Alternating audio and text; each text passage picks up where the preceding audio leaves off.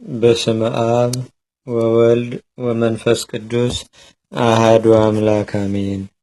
አንድ አምላክ በሆነ በአብ በወልድ በመንፈስ ቅዱስ ስም መጋቢት 2 በዚህች ቀን የኒቄዎስ ኤጲስቆጶስ አባ መከራዊ በሰማዕትነት አረፈ።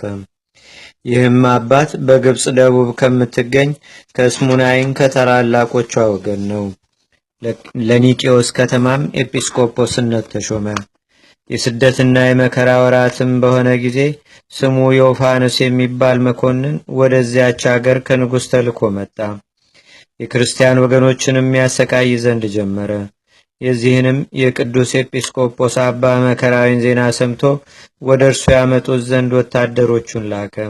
እርሱም ወደ መኮንኑ ከመሄድ በፊት ወደ ቅዱስ መሠዊያው ገባ። እጆቹንም ዘርግቶ ጸለየ። ንዋየ ቅድሳቱንና የመቀደሻውንም ልብሶች በመቅደሱ ውስጥ አኖረ። ከዚያም በኋላ ቤተ ክርስቲያኑን ይጠብቅ ዘንድ ወደ እግዚአብሔር ኢየሱስ ክርስቶስ ፈጽሞ ማለደ።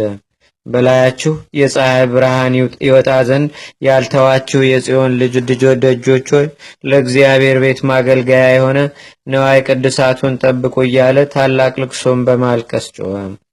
ከዚህም በኋላ ከንጉሥ መልእክተኞች ጋር ወጥቶ ሄደ። ወደ መኮንኑም ቀረበ። ስለ ስሙና ስለ አገሩ ስም ስለ ሥራውም ጠየቀው።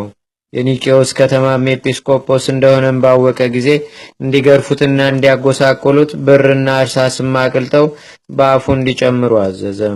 እግዚአብሔርም የሚያጸናውና የሚያስታግሰው ሆነ። ያለ ጉዳትም በጤንነት መልሶ ያነሳው ነበር። ከዚህም በኋላ ወደ እስክንድርያ ገዢ ወደ ሄርሜኔዎስ ሰደደው። እርሱም ቅዱስ አባ መከራዊን እንዲያስሩት አዘዘ። እግዚአብሔርም በእጆቹ ብዙዎች ድንቆይ ታምራትን አደረገ። ከታምራቱም አንዱ ለአቅፋስ ከተማ ሹም ለሆነ ለዮልዮስ ስሙ አውካሪስጦስ የሚባል እጆቹና እግሮቹ ሽባ የሆነ ልጅ ነበረው። አባ መከራዊም በላዩ ጸለየ፣ ከደዌውም አዳነው። ከዚህ በኋላ በዮልዮስ ቤት ቀድሶ ለአማንያን ሥጋውንና ደሙን አቀበላቸው። ስለ ሥጋውም እንዲያስብና ገድሉንም እንዲጽፍለት ከዮልዮስ ጋር ስምምነት አደረገ። መኮንኑ ሄርሜኔዎስም አባ መከራዊ ስላደረጋቸው አስደናቂ ታምራት በሰማ ጊዜ በተለያየ ስቃይ ያሰቃዩት ዘንድ አዘዘ። በዋሳቶች ውስጥ ይቆራረጡ፣ በመንኮራኩሮች ውስጥም አስገብተው አሰቃዩት።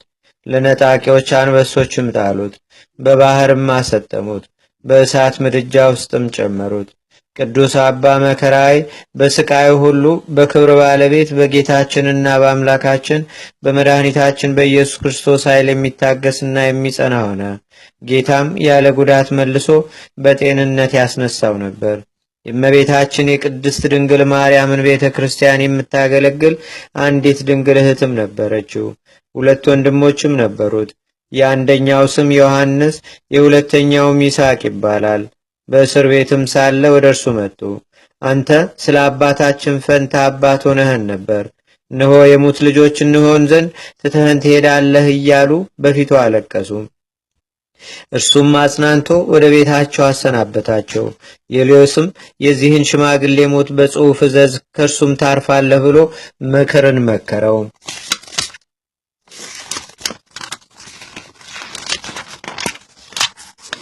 ቃሉንም ተቀብሎ ራሱን በሰይፍ እንዲቆርጡ ታዘዘ። በመንግሥተ ሰማያትም የሰማዕትነትን አክሊል ተቀዳጀ። ዮልዮስም የቅዱስ አባ መከራዊን ሥጋ ወስዶ በከበሩ ወርቅ ልብሶች ገነዘው። በደረቱም ላይ የወርቅ መስቀል አደረገ። ወደ ሀገሩ ወደ ኒቄዎስም ከአገልጋዮቹ ጋር ሰደደው። መልካም ነፋስም ሆኖላቸው መርከቢቱ ፈጥና ሄደች። በከተማው በርን አንጻር ደርሳም ቆመች። ቀዛፊዎችም ሊያንቀሳቅሷት ፈልገው ነበር፣ ግን አልተቻላቸውም። አብዝተው በደከሙም ጊዜ ሥጋዬ በውስጥ እንዲኖር እግዚአብሔር የፈቀደው ቦታ ይህ ነው የሚል ቃል ከበድኑ ወጣ። ይህንንም ለሀገር ሰዎች ነገሯቸው። የሰሌን ዝንጣፊም እየያዙ ወደ እርሱ መጡ። በሀገራቸውም ውስጥ እርሱ በመረጣት ቦታ እስካኖሩት ድረስ በታላቅ ክብር ተሸክመው ወሰዱት። መላው የሕይወቱ ዘመንም 131 ሆነ። መጽሐፍትን እስከተማረ ድረስ 8 ዓመት፣ በዲቁና ሹመትም 24 ዓመት፣ ከዚያም ቅስና ተሾሞ በቅስና አገልግሎት 30 ዓመት ኖረ። ከዚያም በኋላ ኤጲስቆጶስ ሆኖ ተሾመ። በዚህም 69 ዓመት ኑሮ መልካም ተጋድሎውን ፈጸመ። የሕይወት አክሊልንም ከክብር ባለቤት ከጌታችንና ከአምላካችን ከመድኃኒታችን ከኢየሱስ ክርስቶስ ዘንድ ተቀበለ። ጸሎቱና በረከቱም ከእኛ ጋር ለዘላለሙ ያድሮ ይኑር፣ አሜን። ሰላም ለመከራዊ አህምሞቶ ዘስይኑ አናብስ መሰጥ ወመንኮራኩራት ዘበበበይኑ እምድህረ ገድሎ ፈጸመ ወሰለጠ ጊዜ ርሳኑ እደው መሃይምናን ኪያው ደፈኑ ሀባ መረቶሙ ቃል ወፂያም በድኑ።